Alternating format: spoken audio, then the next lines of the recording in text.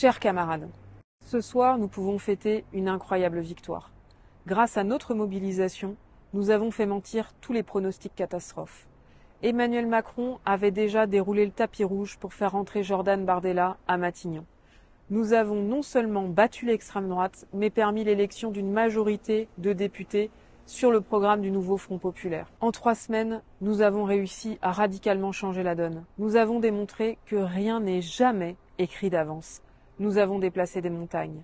Nous avons réussi à rassembler la gauche. Nous avons réussi à gagner un programme de rupture avec le macronisme. Nous avons enfin gagné la fin du nini et la constitution d'un front républicain. Alors, soyons fiers de tout ce que nous avons fait, mais il nous faut rester mobilisés parce que la tâche va encore être très rude.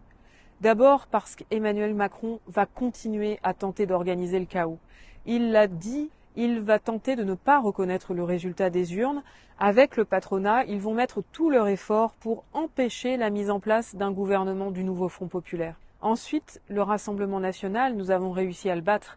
Mais ce sont quasiment la moitié des salariés qui ont voté pour l'extrême droite au premier ou au deuxième tour. Cela doit nous conduire à ouvrir une réflexion en profondeur. Dans les prochaines semaines, il nous faut mener un déploiement en grand en direction des salariés pour les appeler à se syndiquer, pour leur dire que le meilleur moyen de faire reculer le racisme et l'extrême droite, c'est de se syndiquer, pour leur dire aussi que c'est le moyen de mettre le progrès à l'ordre du jour puisque jamais les avancées sociales ne sont arrivées d'en haut, elles découlent du rapport de force sociale et donc de notre rapport de force face au patronat. Cette victoire, elle a été possible parce que la CGT a été la boussole, parce que nous avons été fidèles à notre histoire et que nous avons refusé de mettre un signe égal entre l'extrême droite et une quelconque autre force politique. Cette victoire, elle a été possible grâce au déploiement massif de la CGT sur tout le territoire, dans toutes les professions et dans de très nombreuses entreprises. Cette victoire, elle a été possible grâce à l'énorme mobilisation de la société civile, grâce à la magnifique mobilisation de la jeunesse.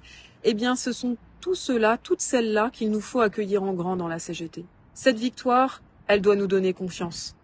Battons le fer tant qu'il est chaud, on lâche rien.